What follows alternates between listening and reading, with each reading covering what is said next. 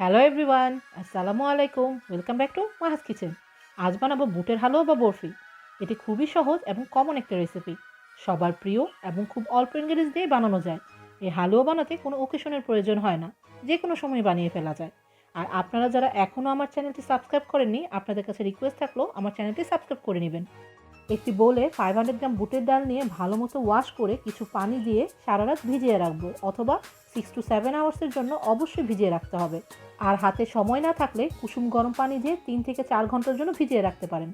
ডালগুলো সারা রাত ভিজিয়ে রাখার কারণে ডালগুলো ফুলে উঠেছে বেশ খানিকটা, এতে সিদ্ধ হবে খুব তাড়াতাড়ি। এবার ডাল থেকে পানিগুলো ঝরিয়ে নিচ্ছি। একটি প্যানে বুটের ডালগুলো নিয়ে নিয়েছি। এবার 500 গ্রাম ডালের জন্য অ্যাড করে দিচ্ছি 1 লিটার ফুল ফ্যাট মিল্ক। আরও অ্যাড করে দিচ্ছি 2টা আস্ত দারচিনি, 2টা আস্ত তেজপাতা। আপনারা চাইলে বুটের ডালটা পানি দিয়েও সিদ্ধ করে নিতে পারেন, তবে দুধ দিয়ে জাল দিলে স্বাদটা একটু ভালো আসে। এবার ডালগুলো বয়েল না হওয়া পর্যন্ত লো আছে একটা লিড দিয়ে ঢেকে ডালগুলো কুক করে নিব, এবং মাঝে মাঝে ঢাকনা খুলে ডালগুলো নাড়াচাড়া করে দিব, এবং খেয়াল রাখতে হবে যাতে নিচে পোড়া না লেগে যায়। ডালগুলো খুব ভালোভাবে সিদ্ধ হয়ে গিয়েছে। এবার ডালগুলো থেকে আস্ত মশলাগুলো উঠিয়ে নিব, কারণ এগুলো ব্লেন্ড করা যাবে না।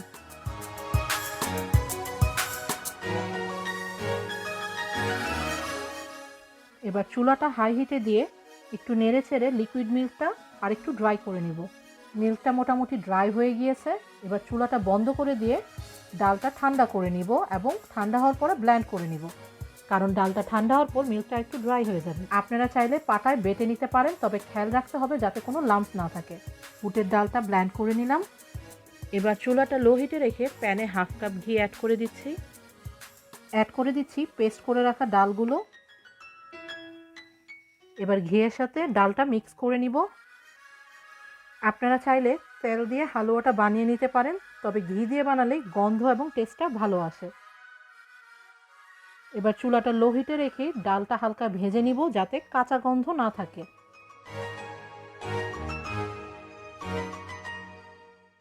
এবার অ্যাড করে দিচ্ছি 1 কাপ চিনি। চিনিটা ডালের সাথে মিক্স করে নিব। চিনি দেওয়ার পর ডালটা একটু হালকা পাতলা হয়ে যাবে।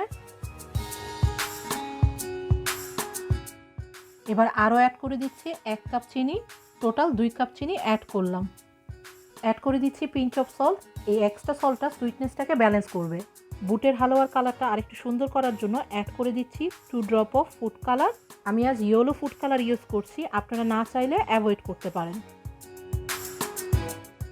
সব কিছু আবার একসাথে মিক্স করে নিচ্ছি।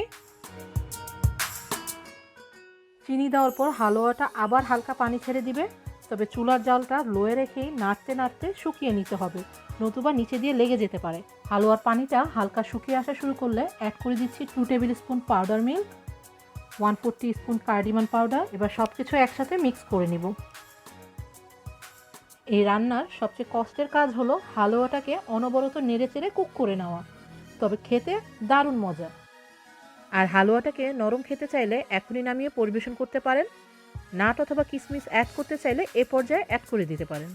তবে আমি হালুয়াটাকে আরেকটু শুকিয়ে নিব, যাতে হালুয়াটা বেশি দিন ভালো থাকে। হালুয়াটা আঠালো হয়ে প্যানটা ছেড়ে দিচ্ছে।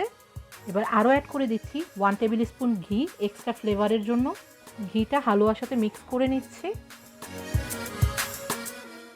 লাস্টে এই ঘিটা অ্যাড করলে হালুয়াতে ঘিয়ের গন্ধটা আরেকটু বেশি আসে। হালুয়াটা রেডি হয়ে গিয়েছে। এবার হালুয়াটা নামিয়ে নিচ্ছি। একটি ট্রেতে আমি ঘি দিয়ে ব্রাশ করে নিচ্ছি। আপনারা চাইলে তেল দিয়েও ব্রাশ করে নিতে পারেন, এতে হালুয়াটা উঠানোর সময় নিচে লেগে থাকবে না। আর হালুয়াটা গরম থাকতে থাকতেই সেট করে নিতে হবে। একটা স্প্যাচুলা দিয়ে হালুয়ার উপরটা সমান করে সেট করে নিচ্ছি। এবার উপরে কিছু আলমন্ড এবং পেস্তাশিও নাট দিয়ে সেট করে নিচ্ছি। আর বাকি হালুয়াটাকেও সেট করে ঠান্ডা হতে রেখে দেব। নাট দেওয়া হালুয়াটাকে বরফি শেপে কেটে নিচ্ছি। হালুয়াটা ঠান্ডা করে কেটে নিতে হবে, নতুবা হালুয়াটা ভেঙে যাওয়ার সম্ভাবনা থাকে। আর বাকি হালুয়াটাকে কুকি কাটার দিয়ে ডিফারেন্ট শেপে কেটে নিচ্ছি, অথবা কুকি কাটার দিয়ে যে কোনো শেপে কাট করেও উপরে কিশমিশ দিয়ে পরিবেশন করতে পারেন। এই বুটের হালুয়াগুলো রুম টেম্পারেচারে রেখে 2 দিন, অথবা ফ্রিজে এয়ারটাইট বক্সে রেখে 8 থেকে 10 দিন পর্যন্ত সংরক্ষণ করতে পারবেন। আশা করি আপনাদের ভালো লেগেছে। ভালো থাকবেন সবাই। আল্লাহ হাফেজ। Thanks for watching my video. আশা করি আপনাদের ভালো লেগেছে। যদি ভালো লেগে থাকে লাইক করুন এবং সাবস্ক্রাইব করে আমার সাথেই থাকুন। বেল বাটনে ক্লিক করে নতুন আপডেটের অপেক্ষা করুন। থ্যাংক ইউ সবাইকে।